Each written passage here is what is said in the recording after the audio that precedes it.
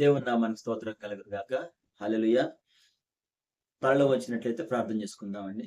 కృప కలిగిన దేవ, దయ కలిగిన మా ప్రభువ, నీ ఘనమైన పాదములకు వేలాది స్తుతులు స్తోత్రాలు నాయన. నిన్న నేడు ఏకరీతిగా ఉన్న గొప్ప దేవ, నీకే వందనాలు స్తోత్రాలు ప్రభువ. తండ్రి, వాక్యాన్ని ధ్యానించుచుండగా ప్రభువ, తండ్రి నన్ను సిలుచాటు మరపరచుకొని యేసు పరిశుద్ధ నామమున అడిగి వేడుకొని ప్రార్థిస్తున్నాను తండ్రి. ఆమేన్. హల్లెలూయా. సిలువ ధ్యానాల్లో 3వ మాట మనం ఈ దినం ధ్యానిద్దామండి. యోహాను సువార్త 19వ అధ్యాయం 26వ వచనం ఒకసారి చదవండి అమ్మా.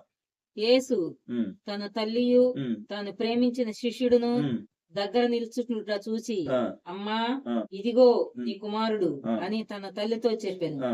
తర్వాత శిష్యుని చూసి, ఇదిగో నీ తల్లి అని చెప్పాను. ఆ గడియ నుండి ఆ శిష్యుడు తన ఇంట చేర్చుకొని. యేసుక్రీస్తు వారు ఏమండి ఘోర బాధలో అనుభవిస్తూ కూడా ఈ లోక పాపాల కోసం మరణ శిక్ష అనుభవిస్తూ కూడా ఏమండి మరణ శిక్ష అనుభవిస్తున్న ఆ సమయంలో కూడా తన తల్లిని గురించి తనతో ఉన్న ఆయనతో తన తల్లిని గురించి ఉన్న ఆలోచన ఏమండి ఒక బాధ్యతకరంగా చూడండి. తనను ప్రేమించిన శిష్యుడు తన పక్కనే ఉండగా తనను పిలిచి, ఇదిగో అమ్మ నీ కుమారుడు అని చెప్పని ఆ తల్లికి తన కుమారుడు తన శిష్యుడికి తన బాధ్యతను అప్పగిచ్చాడు. ఇదిగో నీ తల్లి అని చెప్పని ఆ శిష్యుడికి తన తల్లిని బాధ్యతను అప్పచెప్పాడు. ఒక తల్లికి కుమారుడిని, కుమారుడికి తల్లిని, ఒక బాధ్యతని దేవుడు యేసుక్రీస్తు వారు అందించారు.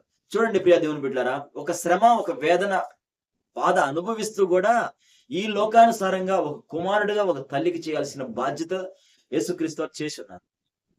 ఈ లోకానుసారంగా మనం చూసినట్లయితే ఏమండి కొందరు చిన్న పిల్లల కాడి నుంచి బిడ్డలను ఎంతో ఆశగా ఇష్టంగా పెంచుతారు.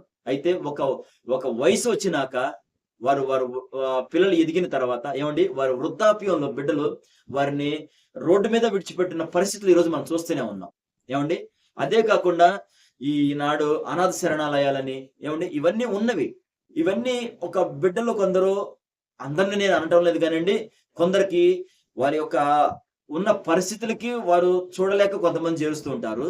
కొందరైతే వారి యొక్క భారం అనుకొని వారిని రోడ్డు మీద విడిచిపెడుతున్న వారు కూడా ఈ దినం లేకపోలేదండి. అయితే ప్రియ దేవుని బిడ్డలారా, యేసుక్రీస్తు వారు మాత్రం ఘోర బాధలు అనుభవిస్తూ కూడా తన మరణకరమైన ఆ శిలువ మీద ఏలాడుతున్నా కూడా తన తల్లి పట్ల ఒక బాధ్యత అనేది నెరవేర్చాడు. చూడండి, పరిశుద్ధ గ్రంథంలో మనం ఎక్కడ చూసినట్లయితే కుటుంబం పట్ల ఒక బాధ్యతగా ఏ విధంగా ప్రవర్తించాలి ఏమండి ఇటువంటి మాటలే దీంట్లో ఉంటాయి. ఏమండి ప్రియా దేవుని బిడ్డలారా, గమనించండి. తల్లిని బాధ్యతగా నెరవేరుస్తూ ఒక కుమారుడికి అప్పచెప్పిన మాటలు మనం ఈ దినం చూస్తూ ఉంటాం. అదే విధంగా క్రీస్తును అనుసరిస్తున్న మనం కూడా ఏమండి మన కుటుంబం పట్ల ఒక బాధ్యత కలిగే జీవించాలి. కుటుంబం బాధ్యత అంటే మనమే. కుటుంబానికి పురుషుడే కీలకం అండి.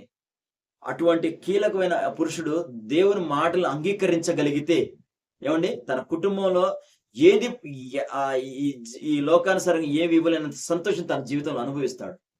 నమ్మిన వారి స్తోత్రం చేద్దామా? తలలో వంచినట్లయితే ప్రార్థన చేసుకో. కృప కలిగిన దేవ, దయ కలిగిన మా ప్రభువా, నీ ఘనమైన పాదములకు వేలాది స్తుతులు స్తోత్రాలు నాయన. శిలువ ధ్యానంలో 3వ మాటగా నాయన తండ్రి తన తల్లి పట్ల కుమారుడుగా ఒక బాధ్యతను మీరు నెరవేర్చున్నారు నాయన. దేవా, అదే బాధ్యతని ప్రభా మొదటిగా మీరు చేసిన తర్వాత నేను ప్రభా మమ్మల్ని చేయమని మీరు ఆజ్ఞాపించారు ప్రభా. తండ్రి, మేము కూడా మా తల్లిదండ్రుల పట్ల బాధ్యతకరంగా జీవించే కృపనివ్వమని యేసు పరిశుద్ధ నామమున అడిగి వేడుకొని ప్రార్థిస్తున్నాను.